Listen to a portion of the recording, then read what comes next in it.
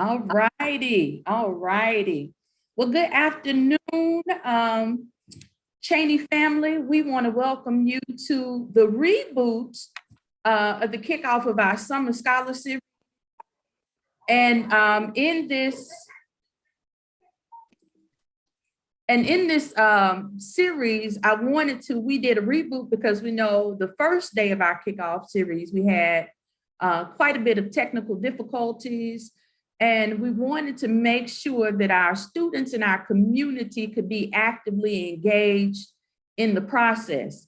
And so in the reboot, I asked two very esteemed colleagues to take part in the event, Dr. Matthew Simmons and Dr. Clyde Ledbetter, two of Cheney's very own esteemed faculty members. And I'm so excited about this because in this particular segment of the Summer Scholar, we wanted to start off with something that we thought would be really, really effectual, especially to our scholars in the making here at Cheney. And so I chose the song by Kendrick Lamar, Mother I Sober. And one of the things, the reason I chose this and considered this to be a scholarly endeavor, because one of the things that we understand as a community is that hip hop culture and African-American culture are very much parallel to one another. In fact, hip hop culture was started in the late 70s/early 80s. There's somewhat of an argument about that date, but it was started by African-Americans and Afro-Latinos in Bronx, New York. And the music has continued to be a voice for many voiceless people within the context of our community. So choosing this song by Kendrick Lamar was very much appropriate, and choosing Dr. Simmons and Dr. Ledbetter were very much calculated to talk about some of the things that Kendrick talks about, not only on this song, but on this CD, that are very much emblematic of the things that are happening in our community. In specific, the issues of trauma, grief, and healing. And so before I go any further, I want to start by asking Dr. Simmons or Dr. Ledbetter to tell us, what were your thoughts after you heard the song by Kendrick? I'll let you go first, brother. Okay, I was going to give you the honor. My first thoughts, and I was talking, we had a conversation yesterday, the three of us, and I had mentioned I heard the song before I knew I was going to be doing this panel, and it was just honest. You know, honesty it's rare in today's music to hear a lot of honesty, and just hearing that truth, and you could tell it was truth.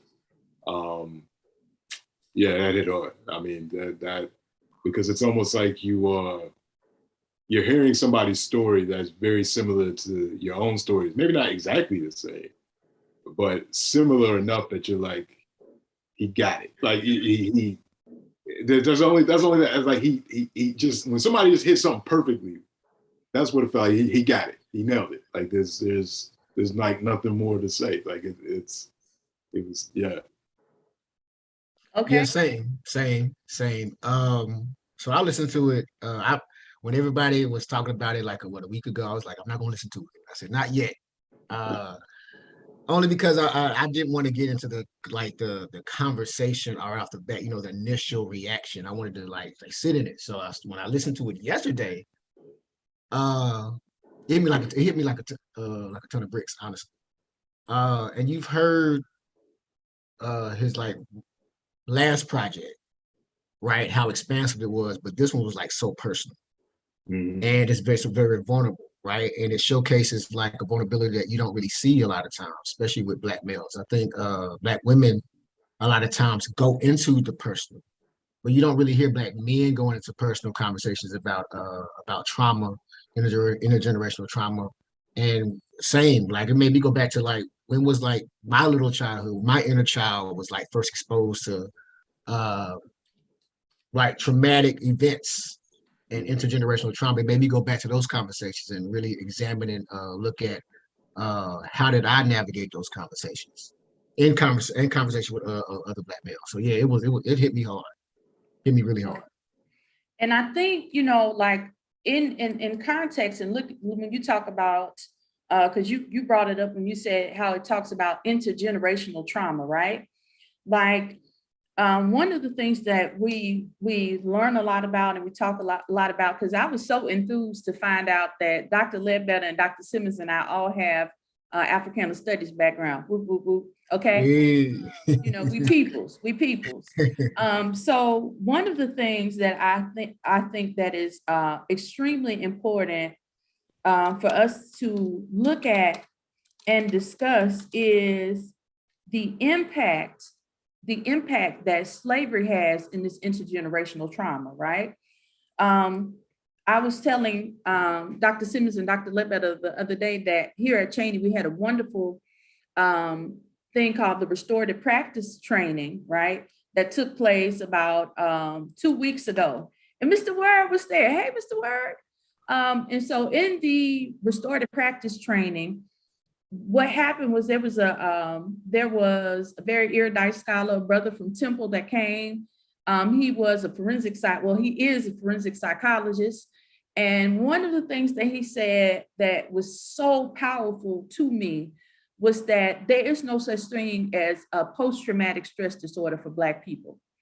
He said that it is very much a present thing. Trauma is always present. So it needs to be refurbished to call it present traumatic stress disorder, right?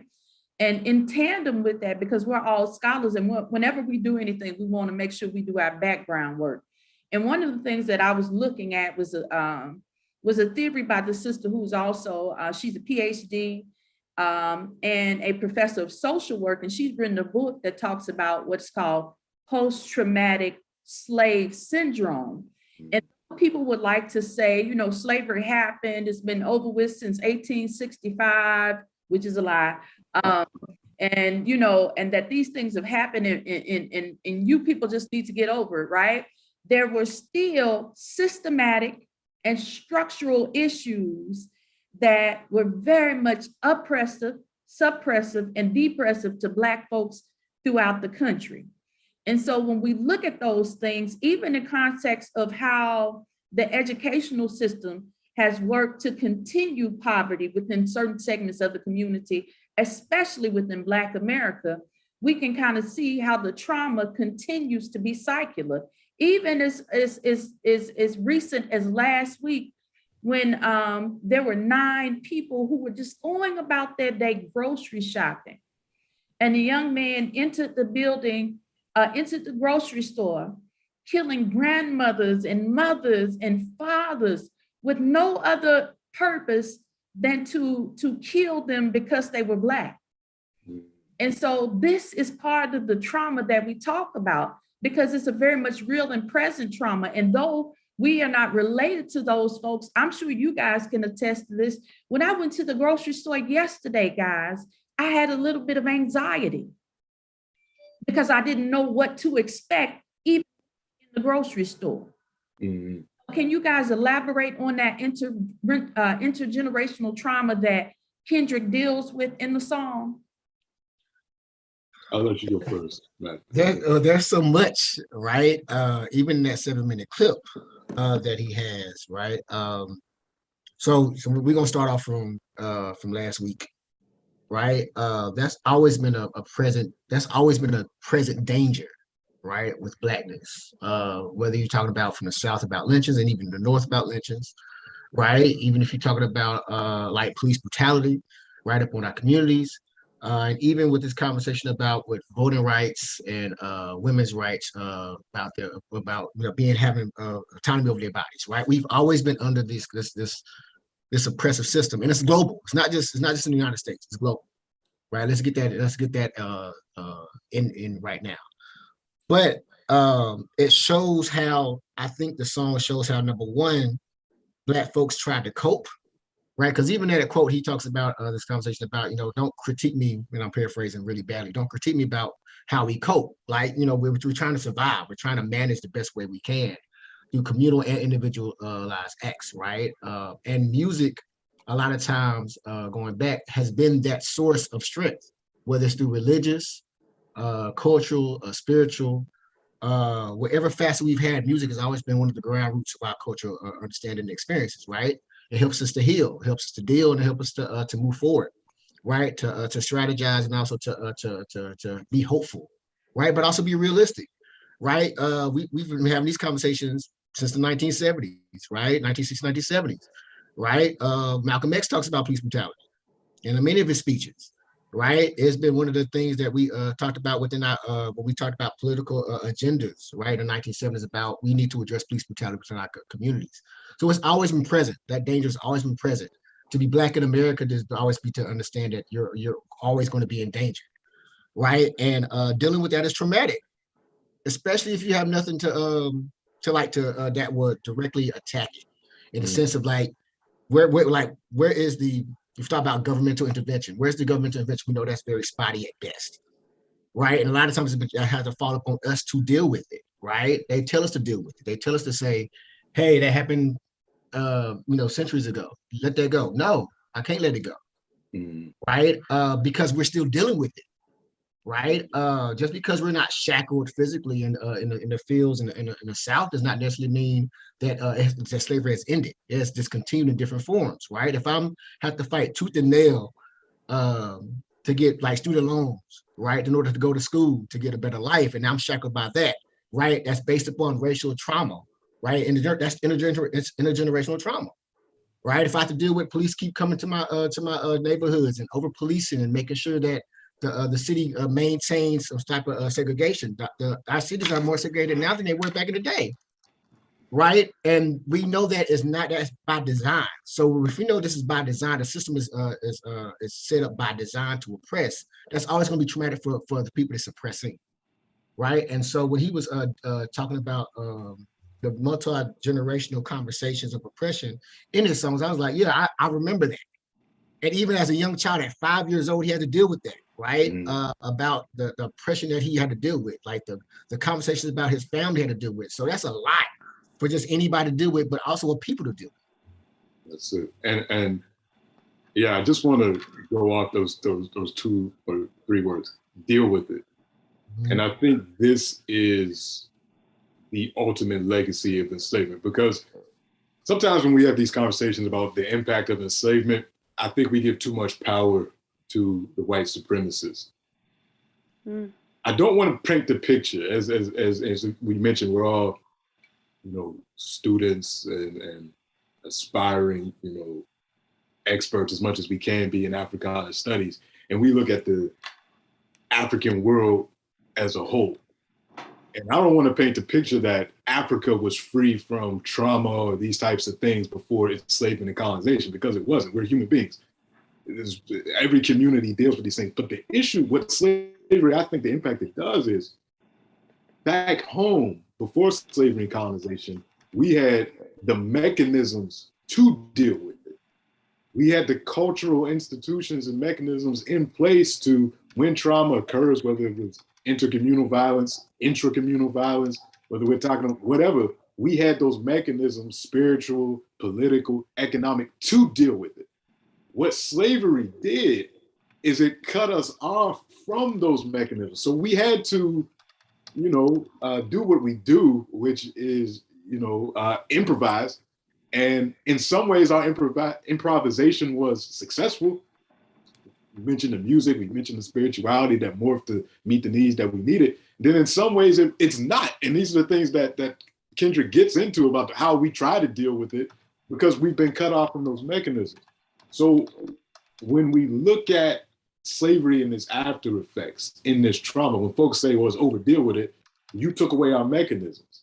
That's why those comparisons that people make between us and other ethnic groups in this country, they say, well, look at Korean folks, Chinese folks, Jewish folks, Italian folks, they dealt with it, their whatever, and they're doing right. What about you? They still had their cultural mechanisms to figure those things out. Mm. We were divorced to that. And even on the continent now, because of colonialism, it's a little bit better on the continent, but still, with that colonial imposition, a lot of those mechanisms to deal with these types of things were either completely destroyed or more importantly, devalued. A lot of times by our leaders. So we might have had mechanisms even during enslavement to deal with it, but then some of our people got, brainwashed, like all of us, I mean, to some extent, to thinking that what we had before was no good, and we need to adopt other forms, and we lose those things that would have helped us, quote unquote, deal with it. So that is part of why the trauma keeps continuing. I think we've done a good job over the past couple of decades recognizing it. Dr. Leary's work and that, but then how do we need to investigate more and engage with those scholars more that are looking to our African culture and seeing what ways we can collectively deal with it. And I think there's a lot of people making those strides. We just got to get more into that. Definitely. I think too, right, and going back to Kendrick's work, because I don't want to be this. I think that it is very diminutive to just refer to it as a song, right? Mm-hmm. Because it's so much more than a song, right? Because again, when we look at, because I purposely, I told my fellas, I purposely wore my Boys in the Hood t-shirt today, right? And I wore it because largely within the context of our community, we have been a voiceless people many times. And so all music has been the thing that articulated, we found places, safe places to articulate what it is that were the struggles of our people, and coming on or expounding upon what Dr. Ledbetter said, I think is extremely important because he said some really, really good stuff, right? But I think that even more so than, because this is the thing that I always like to stress to people when they only talk about slavery, right? Mm-hmm. To only talk about slavery means that we ignore the other things that happen and continue to happen, right? I'll give you an example. Many people don't know that at the time of Frederick Douglass's death, Mr. Douglass was working on prison reform. Working on prison reform because he started to notice that many of the things that happened within slavery were continued within the system of sharecropping and prison work, right? So a lot of these white sharecroppers who had lost their inventory and their free labor from the Emancipation Proclamation began to unjustly imprison Black men and women on their plantations to continue the work, right? So if he knew in the 1860s that prisons were going to be the new forms of slavery, what does that say about today, right? And if we go a little bit further and we talk about, there's a brother, I think his name is Tom Burrell. He wrote a book called Brainwash, Challenging the Myth of Black Inferiority. We've got to talk about the very calculated and systematic ways that that the media has used its mechanisms to further oppress and subjugate Black people. Mm-hmm. So then what happens, we see, because it's almost like a hamster in the wheel sort of thing, because so these methods of oppression happen, and what ends up happening, because people always say, well, what about Black on Black crime? What about that, right? But that is the fruit and not the root. Mm-hmm. Church, can I say that? That's the fruit and not the root.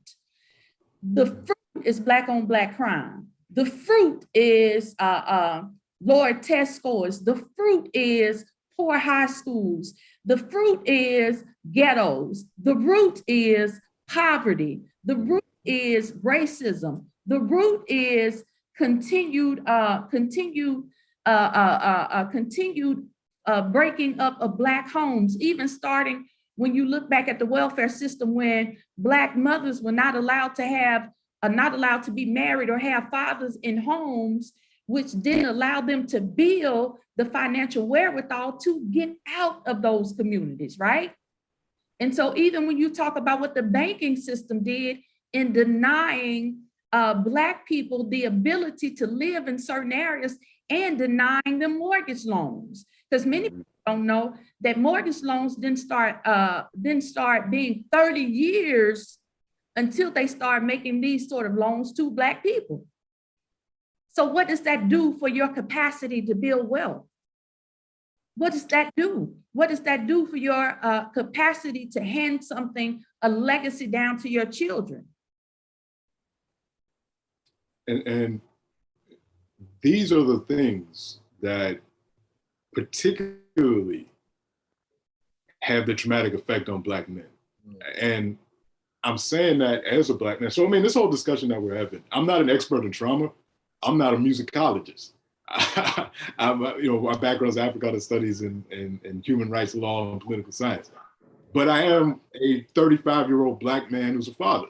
So all those things you just talked about, whether it's prisons, economic trauma and economic warfare, spiritual warfare, and chemical warfare in various forms, not just drugs, but also the foods that we eat. As a Black man who's been told in this society, it's really warped, because we've been told as men, you are supposed to be able to provide for your family. And if you don't, then something is wrong with you. You're not really a man. But we're going to throw all these traumatic things in the way to stop you from doing that, and then benefit off of your reaction to that trauma. So it's we're paying for our own trauma in a way. Our bodies are going into the jails that are benefiting the folks that live around the prisons that generally aren't us. Where what's really sad is people that don't look like us benefit off of both our trauma and our pain. Yes. I mean, both our trauma and pain as well as our joy. I mean, not to get into it, and I'm not trying to denigrate Kendrick's piece, because it's a masterpiece. But even that, as we're listening to and reflecting on it, his record label is a subsidiary of Universal Music Group. So when we talk about the media, we talk about all these things that are perpetuating this, there's only 3 record companies in the world, really. Everything else is subsidiary. There's Warner's, there's Universal, and there's Sony. So although we're making Kendrick's family, wealthier by listening and the streaming numbers and all of that, the lion's share of that money is going to some white man named Lucian Grange, the CEO of Universal Music Group. So the even when we're enjoying something, whether it's treating ourselves to watching something on Disney Plus, going to the movies, or doing this, a lot of times we're so unconscious to that aspect of it that even when we try to express joy, we're giving our resources to somebody else. And then not even to mention the trauma and the pain. Because when we're sad, what do? We drink. And what do? We don't drink Black owned. We get Hennessy. Hennessy ain't owned by Black people. that's how it goes. That's not owned by Black people. The fast food that we eat to make us feel better, a lot of that time stuff's we're not buying from Black farms and that type of thing. So our pain, trauma, as well as our joy, is all connected to somebody else's is wealth building project. And that to me is one of these legacies of the current period that we're in. But always, like I said, it's not insurmountable. It's not insurmountable. And having this conversation here at Cheyney, even though we're virtually, but here this institution is putting this on. This is the place where we are tasked with recognizing these things. And then since, we're doctors, supposedly, we're supposed to give the prescription to overcome them. And I hope that's what we can do at this institution. Dr. Simmons, what do you have to say? And also, I want to put this caveat in there. We want to hear from you guys, right? Because I see we have quite a few people watching on YouTube. We have some of our colleagues from Cheyney, the first HBCU, that have joined us on this Zoom. And so if you guys have anything that you want to add to the discussion, or any insight that you would like to share, please put it in the comments for us, because we would love to hear from you. And so I'm going to hand that back over to Dr. Simmons. Just to piggyback, right? As he was talking, I was sitting there, I was like, dang, a lot of stuff that we do to try to go back to get full for ourselves. I think the piece also, it tries to have this reclamation point, right? You mentioned he mentions ancestors all throughout, right? Like his grandmother is watching him, like, she's like watching and guiding him through his decisions, right? His mother is going through these traumatic, and also trying to find out ways to support her family in the song, right? The family is trying to deal with these different notions of what it means to be feminine or masculine, right? Sexuality conversations are going on. In the backdrop of trying to be as human as possible, right? Because we live in a place in which is not looking at us as human, right? And even the place where we try to find joy at, like Dr. Ledbetter said, is still going back to this very oppressive capitalistic system, right? They're benefiting off of our stuff. So even when we talk about this conversation about wealth, right? Wealth in what, right? Like going back to our systems, right? We didn't have conversations about poverty, right? I mean, there wasn't no mass inequality conversations about the very rich and the very poor, right? Or in the conversation with like people were like, you have people dying out here, right? Trying to figure out ways in which to survive, right? Economically speaking, let's talk about that, right? You have people like rising housing prices, right? You're trying to figure out where you're going to stay at. You got people got to figure out how they're going to pay for medical. Can't feed the babies. There's a goddamn formula shortage. I mean, and then if you really think there's an actual shortage, you're crazy. It's not an actual shortage. There's capitalist pressures that cause that. And babies aren't being fed. This is a society that we're living. Sorry, I didn't mean to interrupt. No, that's fine. It's great. But yeah, like you have the shortage, but you also have like shortage of food, shortage of housing, shortage like rental properties, right? And it's not because we don't have they made it so that way you have a shortage of housing, prices go up, you have to figure out where you're going to be at, right? So you have to figure out these different ways in which you're going to try to be as whole as possible, right? And even we have these conversations about like how we manage our families, right? Like one of the lines that hit me was like it was an interaction between him and his cousin, right? And how in the like Kendrick Lamar was trying to protect his cousin, like, no, he didn't do it, and he did not do it. But then like the family pressure and then beating up on his mother, so that because they felt that he did not protect Kendrick, which also ostracized the cousin, right? This all this trauma is going on that's happening. And I'm sitting here like, dang, like I'm going back to my childhood, like in which is like, how did I try to protect myself in different ways that I felt that I had to, right? In terms of like sexuality, in terms of like how I was going to be able to move and navigate, especially in the South, right? And also about how these conversations about like what love is, right? And how do you express love and give love back, right? That was all in there. And like seeing what, like number one, we also don't talk about our trauma.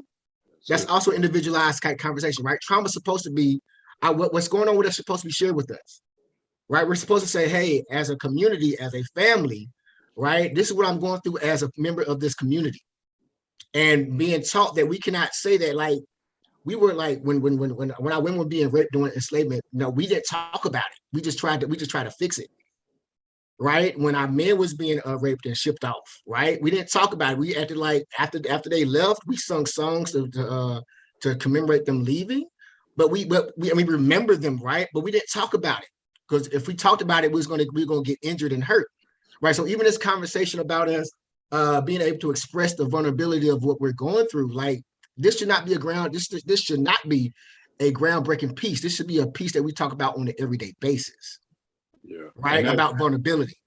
And you're mentioning things about childhood, and it's funny because listening to this, like I said at the beginning, like it's not my story, but it's similar in that we're all in these families, and as you get older, you learn more things. And I really want to personalize this, not just make it about like academic conversations, because we're all members of families and stuff. And sometimes you'll see family members, if you got a big family, you always wonder like why this person acts like this, or what created this person's behavior, or why are they like that. And at least for me, and I'll tell you all like a short thing, like a couple of years ago, my brother and I started, trying to collect stories from the family. People are getting older, people are passing on, new children are being born. We want to document these things. So we started using the pandemic and using the new technology and things to get on Zoom and record conversations with elders. And since we're older now, and a lot of the women in our family are still alive and telling us these stories, or telling us stories about people that have already passed on, so they're more open with things. You hear all of these tales of trauma, particularly sexual abuse and all these other things. And even though it didn't happen directly to you, it happened to your grandmother, your aunts, your mother, all these things, and you're sitting there as a 35-year-old man, damn near at the brink of tears, and feeling both helpless, angry, sad, all at the same time. And a lot of our families are dealing. Then it makes you think, going back to what I said, it makes you think about, oh, well, that makes sense why this person has the type of behavior that they have, because they've been through all this stuff that nobody talks about. So for all of us on this call, I mean, when you think about family, you think about people that are around you that may not be exhibiting the best behavior at all times, and whether it's in the work setting, understand that there might be something that they're going through, and just have a little bit more grace and understand what's going on, because, and I know it's everybody's family. We all got these things, and it's like sometimes I won't say you're lucky to learn about them as a kid, because kids shouldn't be put with that weight either. But you, as an adult, hearing about these things is now our responsibility to try to, make sure that they don't happen again. And one last thing, going back to what Matt said, because I was going to mention that too, about when Kendrick talks about his mother's mother visited him often for years. Had we been in touch with our cultural mechanisms, that wouldn't have been, because the way he presents it kind of in the song is almost like he was kind of like he wasn't looking forward to her visiting him. It's almost like she stopped at a certain point.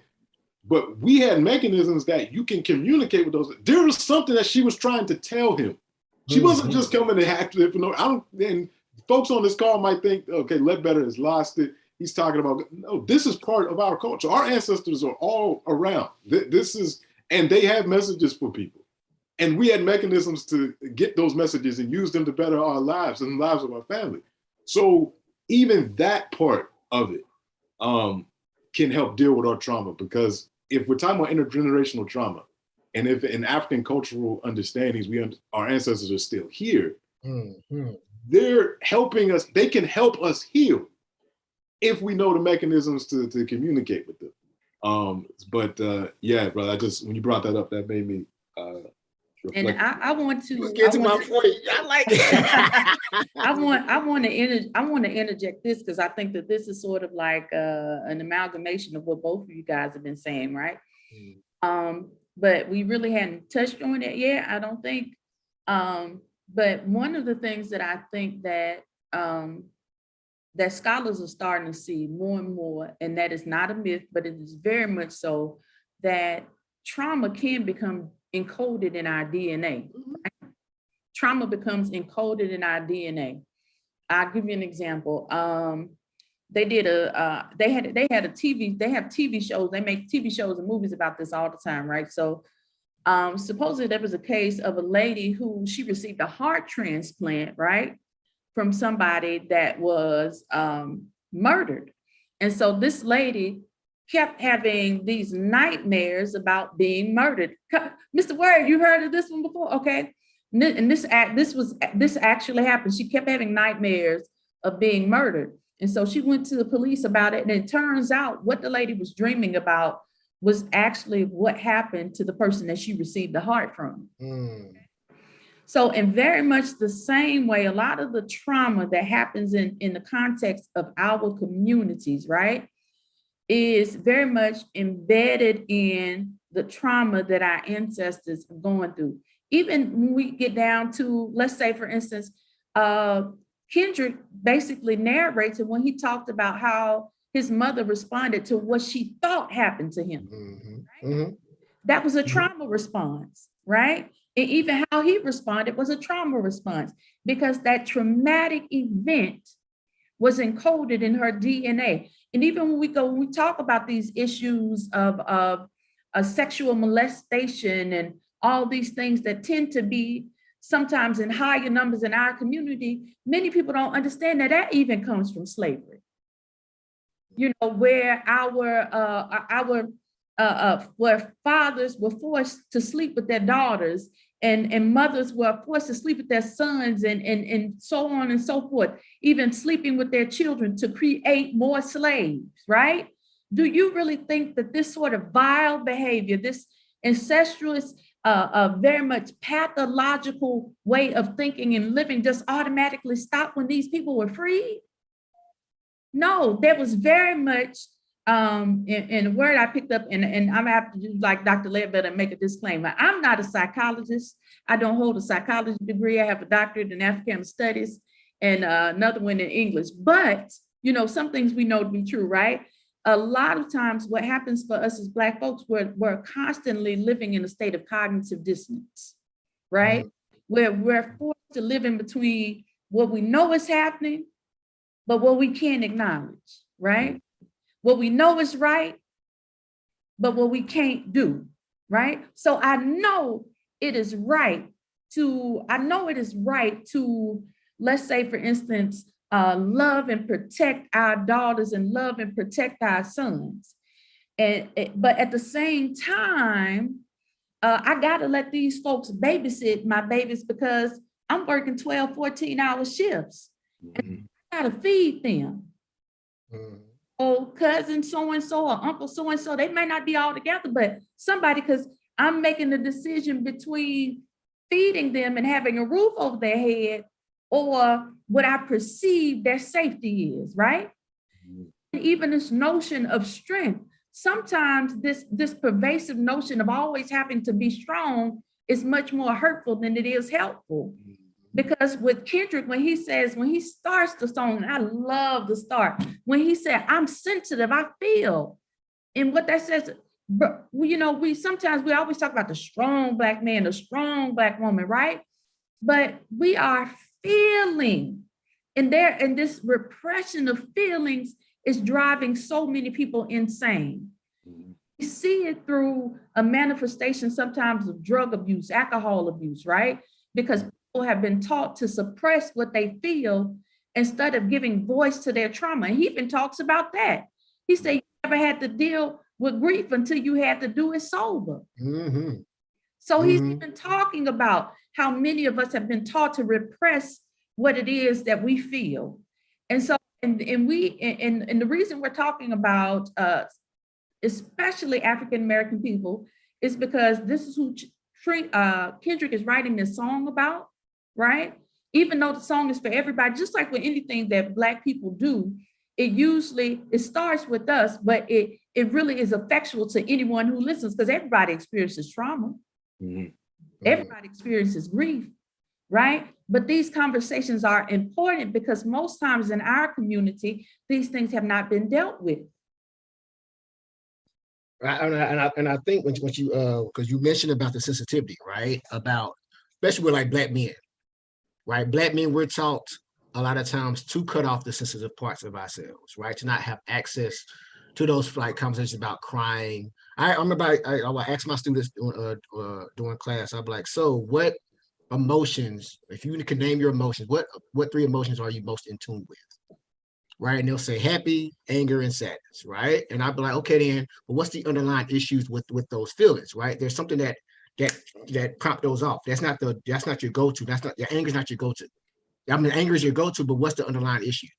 And so I was like, yo, Black men, when's the last time you cried?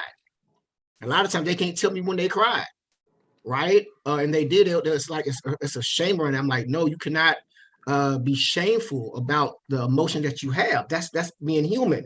But we've been taught a lot of times to not do that. To showcase, we have to be strong, right? Black men, we have to sit here and quote unquote protect our black women or our communities, right? But I'm like, okay, then what about us? Like sometimes, we deal with a lot of stuff ourselves, and we can't reach out. Like I'm not.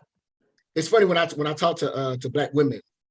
And black women, a lot of times they can get in their cliques. They can have these big old conversations about what's going on with their lives. And I'll be sitting here like, I wish that as black men, we have this like similar access and similar conversations, because it's hard for me to say, and I'm still working through that myself, right? Going to therapy, engaging with my life. I remember when my brothers and I would not tell each other we loved each other, right? It was like, I'll show it by giving you money, or I'll show you by protecting you. No, sometimes you have to say it, right? And also with showing it. Sometimes I have to see you cry, right? Because I never saw my father cry. My father go into the field, and he'll plant his crops and cultivate his crops. That's when he'll go to cry and pray. But when he came back to the house, he was like this very strong black man. I'm sitting there like, so that's how I have to deal with stuff. That's how I have to manage my emotions. I have to be very independent. If I can't get it, I'm not going to ask anybody else to get it. And the interdependence that our African centeredness taught us, right, to be in touch with the community.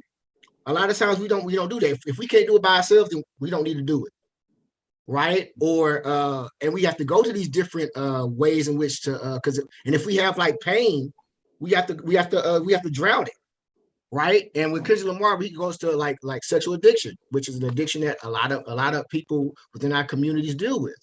But also you have these conversations about drug and alcohol abuse. You have conversations about like different addictions that we go through. And it's like, these are not just from this is what we could cope with. These are the mechanisms that we had, right? And these mechanisms that we had, a lot of times they help us, but they also destroy us too. Like alcohol makes you feel good in the moment. Right, it makes you think about what pain you're going through. It numbs the pain, right? Because to really sit in pain and not have a quote unquote access to something that would like alleviate it or absolve it, that's a thing, right? To like, and even have the conversation. How you doing, Dr. George? Even have the conversation about, hey, how can I access? Going back to this community conversation, like the community is supposed to help you deal with that trauma. It's supposed to also help you deal into healing. And if we don't have the healing mechanism towards it to access to, then we're gonna go back to those same things that will make us good in the moment, but destroy us in the long run. And that's what the capitalist system also does. It makes you return back. It gives you a little taste of like, hey, this is what freedom looks like. This false sense of freedom. This false sense of like security, this false sense of like numbing the pain. And then we go right back, when we get back to being sober, it's just too overwhelming. And then we can't talk about it. Like how many of us really had access monetarily to a therapist growing up? Right? The best therapy that we had was quote unquote church.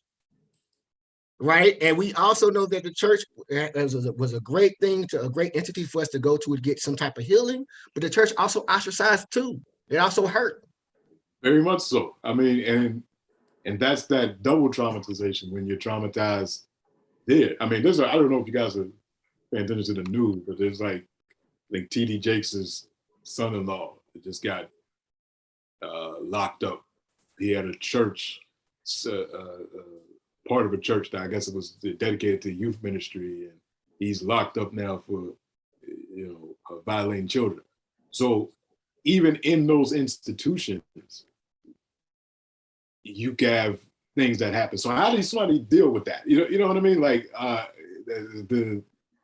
you're going for that type of spiritual healing that you're talking about, and then you're re-traumatized. So there's that conversation that we got to have too. And yeah, I mean, just Black men being sensitive is it's a sign of strength. See, I know what we're trying to say when we talk about like moving away from the strong Black man, strong Black woman thing, but I'm not ready to give up on it completely. In that, I just think we need to redefine strength. Okay. It's not strong to just go, and then burn out. That's not strength. That's not going to benefit you as an individual, and that's not going to benefit us in our struggle. I always look at our situation and use the analogy of warfare. It's not even really an analogy because we're dying. So, on so many fronts. But every army in the world, and the studies have shown, when their soldiers are in the concert of battle, ever since World War II, the best armies in the world always incorporate R&R, rest and recuperation, can't stop today, rest and recuperation, into their battle plan. You can only be in the field of battle for so long before you get that 10 days of R&R. And then you come back in it because the studies show it doesn't benefit the company, the army as a whole, for you to be burnt out and psychologically, physically, all these things. So they all incorporate it in their struggles. So as we're engaged in this struggle for the development of the African world, which is what it is, economic, political, social, spiritual development, we need to make sure R&R is a part of our strength strategy. Without it, we're useless soldiers, and we're not going to advance the way we need to advance. So I just think we got to recognize what this piece is and I love the end. I think, and again, I'm not a musicologist, but I think I heard it referred to as the coda, the last part of the song where it gets more and more intense and his voice. That is a sign of strength. The whole piece is a sign of strength, even from the quietest parts to that coda is an expression of strength. So we need to redefine what strength is. We're not the John Henry stereotype that we're just gonna go out and what do you call it, hammer steel, right, right, until we die. That's not strength. That strength Right. is, oh man, I'm starting to feel it. Let me rest a little bit. I'm engaging this emotion. Let me feel this emotion. Let me reach out to somebody that I can deal with this. That's strength. Yeah. Anything else is weakness, and there's no place in our struggle. And we don't need it because you become a liability. I mean, I love you as an individual, but I'm more concerned about our victory in the struggle. And we don't need you to be a liability. Just my thoughts. I think you guys have said some very powerful things. We've been getting some awesome comments on YouTube. People have really been, really sort of engaging in this discussion. We have Lionel, who said, Brother Lionel said, the enduring trauma, and then there's surviving trauma. Some of our family members are dealing with the latter more than the rest of us. Kind of validating the points that you got, that Dr. Ledbetter made when he talked about how we have to have show some grace, right? How we should have to have some grace. Jennifer talked about the maintenance of certain types of cultural desired strength, and certain family-made trauma, and even our colleagues in here, Mr. Word is talking about how some people had access to us and how it traumatized us. And Ms. Adams talking about that trauma DNA, that trauma encoded in our DNA coming up in health and health issues like high blood pressure, hypertension, and those sort of things, right? And that's why I always like to use the word pathology, right? Because whenever you meet a pathologist, there's somebody who studies like what a disease does and how a disease comes about.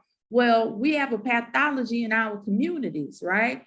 That there's a sickness, and I'm not saying that, and please by no means think that I'm being doom and gloom, because I think for every problem there's always a cure, right?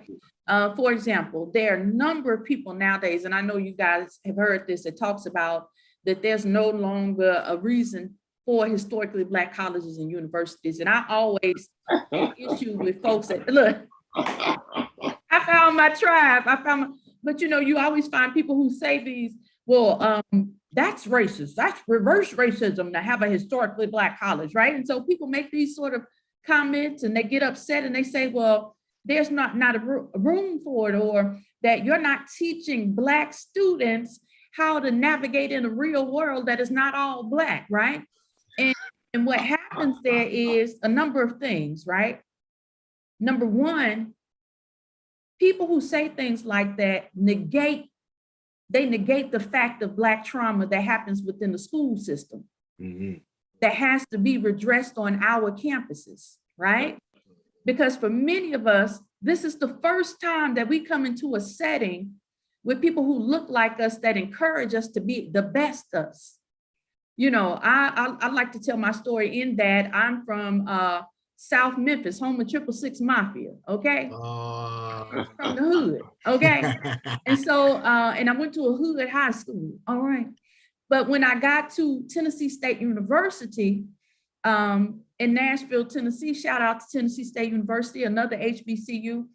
When I got there, being nurtured by professors who were more than professors, but actually like aunties and mothers who saw that Carolyn was a bright girl who always, and I don't even know if I was as bright as they said I was, but they were always telling me how brilliant I was, how smart, how articulate and eloquent I was.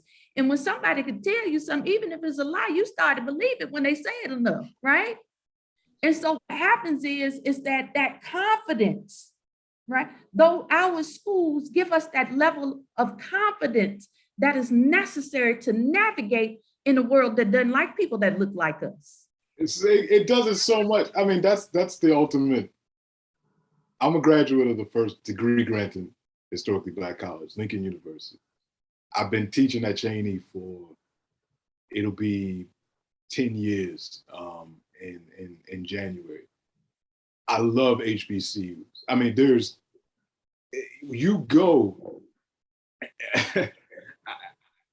I've run into colleagues that went to other universities and they always seem to have trouble in some spaces. I feel confident everywhere because I saw people that look like me, like you said, doing these great things. It's not just professors, it's the alumni when they come back that are running things. Because until this day, we know the stats. We still produce the majority of the Black doctors, Black lawyers, Black judges, Black engineers, Black everything else. So you see it, and you see Black excellence constantly. I mean, my story is very much like yours. I went to a hood high school in Pittsburgh. It's closed now because it's considered a dropout factory because only 50% of the people graduated. I went to Lincoln, went to Temple, and got another master's degree from the University of Oxford, the oldest, most prestigious white institution in the world. And being there and being around these buildings that been up since the 16th century and all this stuff, and being imbued in the whitest of white spaces, all I kept thinking about was Lincoln prepared me for this. I'm not impressed. I can look at these things and look at this space and be appreciative of another person's culture, but I don't value that. I wasn't looking at, oh man, I'm thinking about my own experience. Like, yeah, but I went to Lincoln though. Like this is cool, but I went to the school that Nkrumah went to, that Nnamdi Azikiwe went to. Like this is great for them, and I'm appreciative of the education I received. But I ain't giving I shouldn't probably say this is being recorded. But I'm not giving a dime to Oxford. Like they got enough money. Like when people ask me every day, not every day, but people ask me for holidays and things, my birthday, what do you want? I say, whatever money you're gonna spend on me, give it to Lincoln. Give it to Lincoln. It don't matter, $10, $20, whatever you're gonna give to me, give to Lincoln. And I know it's not off topic because it's on, because we're talking about those institutions that produce Black excellence. That is one of these remedies that we're talking about to this trauma. The spaces that we created and what we do at historically Black colleges, like Cheney, like Lincoln, like Tennessee State, like Tulu, like all the places that we come from, we're here not because of the pay. That ain't it. If you can check our pay. It ain't because of the pay. It's because we love our people, and we love showing other people that aren't from our culture the love that we have for our people and the love that we have for humanity. So when you come here, you're going to get love. Now, if you're in my class, you might not feel like you're being loved.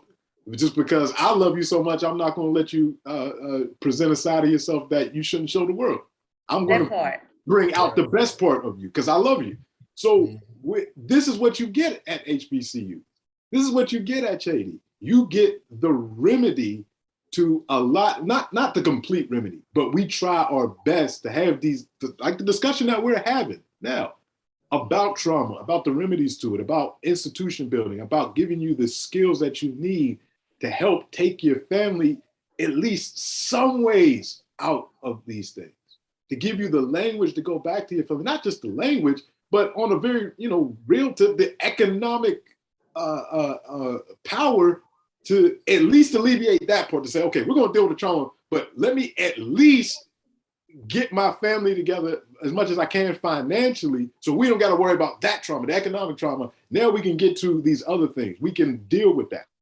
But I got from Cheyney the skills that I needed to get economic, to get my confidence together, because I'm being taught by Black professors that have shared the same experience as me, that love me. I'm being treated by staff, whether it's the cafeteria staff that's feeding me food, whether it's the staff that's cleaning up, whether it's the staff that's the academic success coaches, the tutors, whatever it is. Everybody is there to make sure that I succeed, and by extension, that my family succeeds. And not only succeed, like I said, economically, that's just the foundation part, but also all these other realms. That's what we do here at Cheyney. And for those of you that are watching, and many of you are maybe alum, current students, prospective students, parents with children who are thinking about sending them someplace, if you send them here, we're here. And these are the types of conversations that we're having. And it's not just about talking. We're giving your youth and anybody else, because we got students that aren't youth, that the skills that they need to transform their families, their communities, and the world. We've been doing it since 1837, and we will continue to do it. And I'm glad you brought that up. Because I know we're winding it down a little bit, and I wanted to make sure that we were also solution oriented, right? And I think that part of us being here is part of that solution, right? Because also when we talk about economic empowerment, because I also forgot to give a shout out to my other HBCU where I got my doctorate, Clark Atlanta University. Oh, come on, Clark.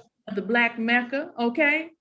But what happens is that when we look at this, right? When we look at this issue, most of the people in our community don't own businesses, don't have generational wealth to pass down. Our schools and education becomes the last vestige that we can use toward economic empowerment. I'm not saying that it's impossible, right? Like, I think, I believe in having many streams of income. I was about to say my other word I love to say, hustling, okay? So, but I believe in having many streams of income, right? But what happens is that I believe that also has to be something foundational, right? Because everybody's not going to automatically become super cent and I think that's beautiful, right? Like, I follow her, I admire her work ethic. But there's some of us that we have to get the degree in business. We have to get the degree in engineering. We have to get the degree in English. We have to get the degree in psychology, because these things are still very much needed. And these become the pathways or doorway openers to opportunity that we otherwise wouldn't have a chance to get. So I think that part of the healing that we have to have is empowerment, right? And part of empowerment is educational. Never let anybody tell you that education is outdated and overrated. As the old folks at home, because I'm from the South, if you haven't been able to tell from my accent, but as the devil is a liar, okay? So education is still very much a necessary thing, very much a necessary thing. And so I think, I have a question over here that I want to pose to Dr. Simmons and Dr. Ledbetter. One of our watchers from YouTube asked the question, do you think defining Black men and Black women as strong aids to the lack of empathy that people have for us? And he used the example, she used the example of like medical racism, right? Give Black folks a certain amount, they don't give Black folks like painkillers as they should, or prescribe them certain medicines because of this idea that our bodies are stronger than other people. Definitely. I mean, but I think Yes, it's because we're it being defined by physical strength. I think that's a detriment. I mean, they used to say that in boxing all the time, like black people have harder hit. Like so, yeah. That's definitely real. Yeah, I agree. I don't know what. Yeah, yes. Okay, Dr. Yeah. Simmons, what about you? So yeah, yes, based on physical strength, but also based on the racist ideology that we can just take anything, right? Because we were looked at as like not being human. So we can do anything we want to these bodies. We can put them like with the Tuskegee syphilis experiments, right? With the different like with eugenics and also with like oppressing Black women's bodies, right? In order to find out the origins of gynecology, right? So we know these a lot of what medical racism is based upon the subjugation of Black bodies, right? But also knowing that a lot of times that strength that we had makes. I mean, I think that the strength that they try to force upon us was a lot of strength that we had to utilize to survive, right? We had to adapt. Right. And I think that, like, it's going back to what Dr. Ledbetter said earlier, like, I think we need to redefine what strength means, right? What is that? I mean, because a lot of times we had to get our strength from the community. And I think that's what Tougaloo College taught me, Mhm. right? As an HBCU grad as well, right? Because we had to rely upon each other to survive. There was times in which I was like, yo, when I'm gonna get my next meal from? And the community I got you a hot plate, right? Burger, fries, all that stuff, right? Like you said, the cafeteria people, your professors, right? But also like us coming together to try to figure out ways in which we could not just combat and resist, but also have conversations about what liberation looks like for us too. As far as because we're not a monolith, blackness is not a monolith. We're not one type of people. And so being able to congregate into spaces which are like Black focus or Black centric, African centered, we're able to have these different conversations, come up with different strategies, right? And also like try to implement them, right? And also look at ways in which we can look at liberation outside of the system, right? Because like this economic empowerment, all this stuff is great in the short term, but what do we need long term, right? And if we define ourselves as strong, like if we only define ourselves as strong as far as like being physical, then what about emotional and spiritual, right? Like being able to showcase vulnerability is a strength, like was said earlier, right? We need to be able to trust our community enough to be like, hey, this is how I feel, and this is what we need to go through, and how can we find out ways in which we can combat this, but also be able to hold them accountable when they do stuff too. Right. I think also this conversation about accountability needs to be had, because that's what happens going back to these mechanisms that we had back in the homeland. Like the community was accountable. When something happened, the community stepped in. Right. We didn't have to go to an outside entity. The entity was within us. Right. The morality was generated by the community in conversation with the individual within those communities. Right. So if we talking about being strong, then we have to make sure that our communities are strong. And in order to make those communities strong is we have to have these conversations and be able to have a conversation about what it means to be human, what it means to have Black excellence, right? Because Black excellence is not just us being having these degrees; it's us being human too, right? Like my grandmother didn't have a college degree, but she was excellent because she got up every day to try to figure out ways in which to make sure that we were fine, right? In a system that was not for her or for us. Right. And so being able to like see those models, but the good parts about those models and the bad parts, and also reconnect those to what we had back in the day, to learn from it, scientifically, right? To return back. I think that's where we get our freedom and liberation from. That's how we're gonna get these conversations and the mechanism to say, hey, we got it. Right. Right. Because I still think that the church is very much a necessary entity, right? But what I think has to happen is, number one, there's got to be the involvement of young people's voices. There has to be the involvement of young people's voices. And I think that an exodus from church is more hurtful than helpful, because if we look at the history of our people, the church has always been the nucleus of our community, right? It's where we gather, it's where we fellowship, it's where we get spiritual strength. And so I'm not negating the negative things that we've seen come out in the news, but a lot of that is about there has been no balance. People have to, there's something called discernment, right? And black people in particular really have that thing where we be like, it's something ain't right about bruh. I don't feel right about this, right? That's discernment. Now, sometimes some of us let it go over to the area of paranoia, and we have to kind of get ourselves back on track. But for the most part, we have intuitive sense, and that is discernment. And so a lot of times we ignore, remember, I go back to that thing about cognitive dissonance, right? Where we ignore reality, but live in it at the same time.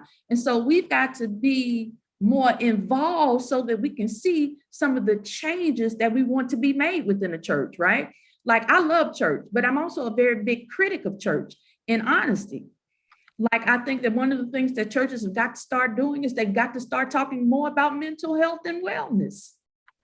Some stuff you can pray about it, but you also need a therapist and a counselor. So they need to employ therapists and counselors on staff. I think it is very bad advice to tell somebody just pray it away and that person has severe depression, right? But I don't think that it is malicious advice. What I think it is sometimes there is a little bit of ignorance mixed in, because for so long in our communities, preachers and teachers were thought to know everything, right? So there was this sort of lack of balance. But I think that change that we want to see, will only come about when we get involved in some of these places and spaces that we know change needs to occur. So we're ready to wrap this thing up, and I've seen some awesome comments, right? Mr. Word said that, Mr. Word, how ironic is it that you pastor and your name is Mr. Word, Cadillac or Honda? Come on now. It's Cadillac.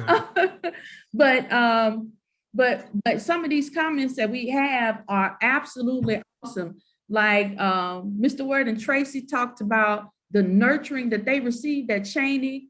Mrs. Renika Adams talked about the nurturing that she received.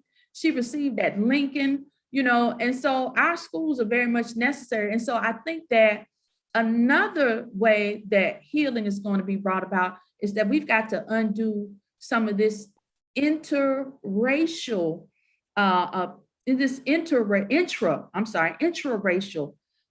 pathology, right? Because when you talk about the issues of texturism, colorism, and featureism, these are some things that we've got to undo, because those are also sick ways of thinking that happen to be very divisive to our communities. And you may say, well, Dr. Hall, what does that have to do with Kendrick Lamar's song and him talking about trauma? There is so much research that talks about how dark-skinned men and women a lot of times are more likely, or dark-skinned children are more likely to be abused. Dark-skinned girls within the school system are more likely to receive punitive treatments, right? How Black women of a certain body type are more likely to be abused. And so all of these things have to do with these sort of mindsets, and we got to undo the thinking. And so I would say that it becomes incumbent upon you guys, after hearing these sort of discussions, because there is a proverb that says, to whom much is given, much is required, right? So you've been given an opportunity to receive the truth. Now it becomes incumbent upon you to take the truth out to other people. And I don't care how uncomfortable it seems, right? But dismantling racism, dismantling racial trauma is everybody's job. And even though it may be uncomfortable, get in those uncomfortable spaces and tell the truth. Let me tell you something. I say in a drop of a heart, I don't care who I'm around. If I hear somebody talking about colorism or texturism, I say in a heartbeat, that's ignorance. Mm-hmm. What does that mean for people who don't fit what you say this MO of beauty is? That's less about preference and more about self-hatred. Yeah, and also just to piggyback, like this conversation about work, right? Like it is work, right? It's going to take it's a continuous conversation, right? Even at the very end, when Kendrick, when Lamar was like talking about "I forgive you," right? I release you, like all that type of stuff, like affirmation, trying to break intergenerational trauma. That's an ever occurring work. It's not a one-time thing. And so knowing that uncomfortability to sit into like those traumatic things to overcome trauma is work. To have joy is also work, right? To build community is work. And right, and to knowing that in order for us to get where we want to go to, right, we have to also define where we want to be at, right? Where we want to be at defines like how we define what we want, what liberation looks like. That's where we want to go to. So we also need to know that doing this work is going to be work. It's going to be an ever-present conversation, right? Because we're presently within this oppressive system. We always have to constantly reheal ourselves. That's only going to happen through a communal like model, right? Based upon our own cultural conversations. That's I it. love it. I love it. And Mrs. Stevens says, culturally, the African American church was seen as a mechanism for mental health, but never talked about it or really got in touch with it. I think that generally these walls are breaking down. I think you are so right. Ms. Tracy said that spiritual strength and healing trauma may mean looking at ancient African healing mechanisms. Okay, Ms. Tracy. Mr. Word says that we need prayer and resources to help those who are dealing with issues, right? So I think that this has been a phenomenal conversation. Make sure that you like, tag, share, comment, because we want this to grow, right? We want this to grow because, you know, we want to make sure that not only our students are involved in the conversation, but our community. Dr. Ledbetter, Dr. Simmons, do you want to give out your social media handles? Do you want people to follow you, or do you have a book that you would like to mention? You know, any sort of book that you have out that people can purchase? I'm not on social media, but one of the things that I do, I teach an African history class every Saturday. It's free, and it's online. I'll put the link in the chat.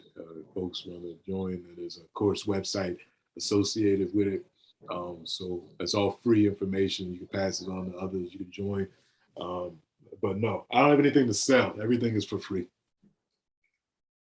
Okay, all right. I think that's wonderful, Dr. Ledbetter, but you got to get you something to sell too. So, Dr. Simmons, come on. I don't have everything to sell just yet. I just Okay, got that's done. all right.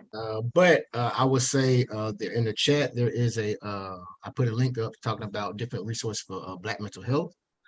Also, if it's a book that I always recommend for individuals to read, especially within the Black community, it's called All About Love by Bell Hooks. Because she goes through conversations about love, but she defines love what it is from a individualized standpoint, a communal standpoint, a scholarly standpoint. Like she reconceptualized what we think what love is. Love is not all about acts, but she really defines it, right? In order to push back against the patriarchal system that we in. So I'd recommend that. Anything by Angela Davis, Bayard Rustin, right? I think that like freedom for us comes from us. Right, liberation that we want and we try to obtain comes from us, and so the only way that I feel that we're going to get towards the liberation that we want is to have these conversations and build our liberatory practice for ourselves. Right, we can't wait upon the system to do that for us. They're not going to do that, and I'm not going to hold my breath for it either. Right, but yeah, we are going to be in this fight, and it's going to continue to be a continuous struggle. But yeah, those are books I recommend. And those are things that I would like for us to continue to read, continue to grow and to build. Okay, awesome. Do any of our joinees, did you guys have anything you want to say? Mr. Fuller, Mr. Word, Mr. Smith, Ms. Stevens, did you guys have anything you want to add? I would just say it was a great conversation. I made sure that I logged in to be a part of this. I agree with everything my brothers have stated, as well as you, my sister.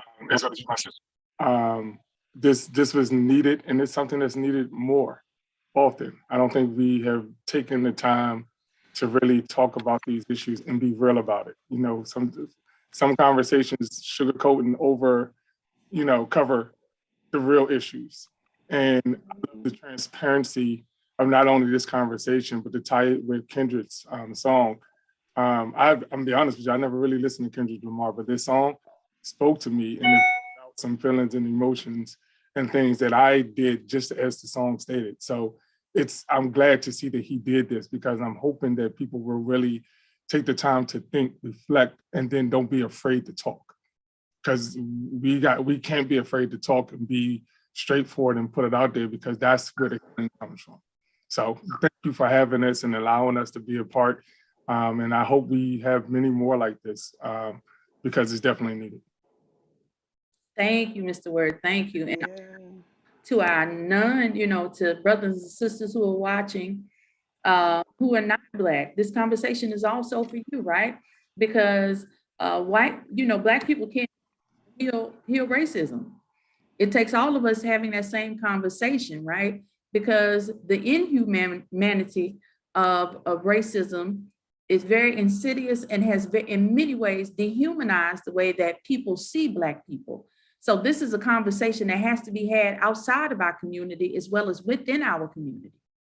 And we can't do it by ourselves because a lot of times people think, oh, they're just complaining about something else. No, these are very real issues that continue to happen that have to be dealt with, and we are a world family. I was about to break out in the course of We Are the World, but that wouldn't be appropriate right now, right? But, in order for us to live in the world and live in some sort of harmonious conditions, we have got to fight for one another. And that's one thing that Black folks have always done is fight for everybody. Even you look at the civil rights movement, many of the civil rights bills were always inclusive of other minorities because it is always Black people's heart to be inclusive. And so we need a little reciprocity, y'all. We need a little reciprocity. But we thank you for tuning in today. I'm sure Dr. Simmons and Dr. Ledbetter will be back. I know we're going to get some awesome feedback. We thank our Chaney family and our community for watching today. You guys have been phenomenal. Even the feedback that we've been getting on YouTube has been phenomenal. So we hope that you all have an awesome day.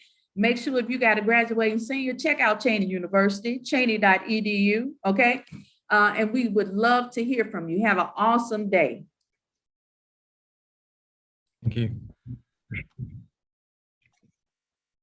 Thank you. Thank you. Great. Thank you, guys. It was great. No problem. Awesome. Dr. Have a good Ledbetter and one. Dr. Simmons, y'all made me want to take y'all class, okay? I got to get back in school in this joint. Yeah. Hey, Yeah, this is great, guys. I really enjoyed this. Yeah, this was good. We got to do more. And Mr. Word, I got to hit you up for one because now that you told me. Please do. Okay, awesome. You listen, this is right up my alley. I can do this all day. I'm good. Okay. But as soon as I think, yeah, are we cut off on the other side? Oh, we're not cut off on the other side, but I'm gonna email you about